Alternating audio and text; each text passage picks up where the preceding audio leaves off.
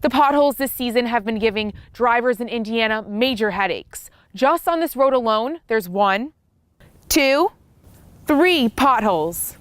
It really is incredible, just how much money they raise in only 36 hours. So last year they raised just under $3.9 million. So what do tragedies like these do psychologically to people who are just trying to live a normal life? Do things like travel or go to concerts or even just walk around campus? So the technology that the Bee Corp utilizes essentially monitors the queen bee and the beehive. Herman B. Wells, he's an iconic figure here on the IU campus. And it's said that if you shake his hand or simply sit in his presence, you'll have good luck all year round. I'm here in London, where the vote on whether Britain should stay in or leave the European Union is about a week away. It actually hit this pole, struck the pole, and left lines and marks. One woman was confirmed dead and 2 others were sent to the hospital. But they're not just here for fun. They're actually here to learn about Newton's law. It's tornado season here in Indiana, so when those sirens go off, you need to know what to do. First of all, get inside. And most importantly, make sure that you seek shelter in a room with no windows, like I did right here next to the stairwell. If you wear this smart glove, part of the healing process includes playing video games. When you're involved with something like Little 500, you're going to remember that when you even leave college. What does, as members of this committee and IU students, what does Little 500 mean to you guys? Tonight, we look at a neighborhood in Brooklyn that's taking the next step towards going green. And now fishermen are saying that whales are returning in numbers that they haven't seen in their lifetime. Indiana residents must register by April 9th to vote in this year's primary election. If a shooting were to happen on IU's campus, would you know what to do to stop someone's bleeding?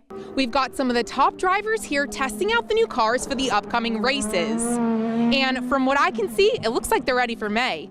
And I am not gonna lie, I am too. Well, today is the day. All IU students, faculty, and staff are now required to enroll in the 2-step login program to have access to Canvas and other campus websites. In Indiana, there are enough bottles of painkillers in circulation for nearly every Hoosier to have their own. Egyptian sources said that the flight data recorders from Egypt Air Flight MS 804 are expected to stop emitting signals on June 24th. This is the second largest student-run philanthropy in the world. So total, they have raised $28 million for Riley Hospital. Life-changing. Incredible. Family. Pure bliss. Powerful. Electric.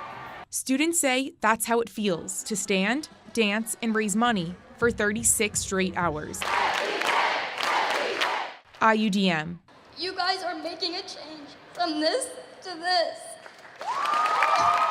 It's all about changing lives of critically ill children at Riley Hospital. Not every story ends up the way we want it to, but because of what we're doing, one story might not end up like that too.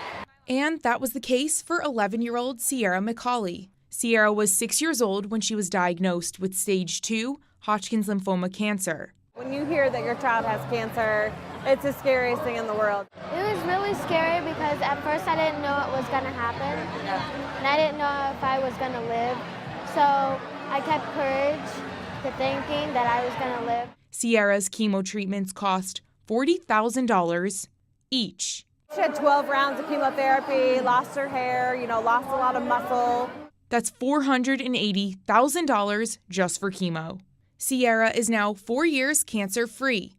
Some students even shaved off their hair in solidarity. It's like such a small thing compared to what other people are going through. Others just raise money like mad. $1,076. $1,170. $2,700. $4,545. $7,435. It's inspiration that pushes them each marathon to raise more than the year before. $4.2 million, all for the kids of Riley Children's Hospital in Indianapolis. That's an increase from last year's $4.15 million. Dollars that matter, because you can't put a price on life. So 75% of that money goes to research at the Wells Center for Pediatric Research, and the other 25% actually goes directly to those Riley kids and Riley families. If a shooting were to happen on IU's campus, would you know what to do to stop someone's bleeding? Bloomington Hospital says they're prepared, and they want you to be prepared as well. This is what saving a life looks like. First responders have saved countless lives by using tourniquets in emergency situations. But with mass shootings on the rise, it's becoming more important for the public to know how to stop victims from bleeding to death before help can arrive. A person can bleed out in a matter of 2 minutes, and EMS wouldn't even be able to get to you in that amount of time. If some sort of large mass casualty that brought a great number of patients to our facility were to happen, I think we would be very well prepared to handle it. It was done in Las Vegas, and it saved lives there. When everyone was supposed to be running away, they had people running into the chaos. The IU Bloomington Hospital is just one of the many hospitals involved in the national Stop the Bleed initiative to educate people on tourniquet use. If you don't have an actual tourniquet, you can use anything that you have access to. So like a shirt, a belt, or even a shoelace. Tie it down as tight as you can, put something through it, a stick, a pencil, a pen, and wind it, twist it, and then anchor that down with another something. Lindsay says she wants to get the information out to local teachers, businesses, and students. The Sandy Hook shooting, multiple people died, and had those teachers been armed with this education and been able to stop that bleeding, people may have been able to save lives. It's all about life over limb, a new medical phrase that, although sounds harsh, doctors are saying is the important reality.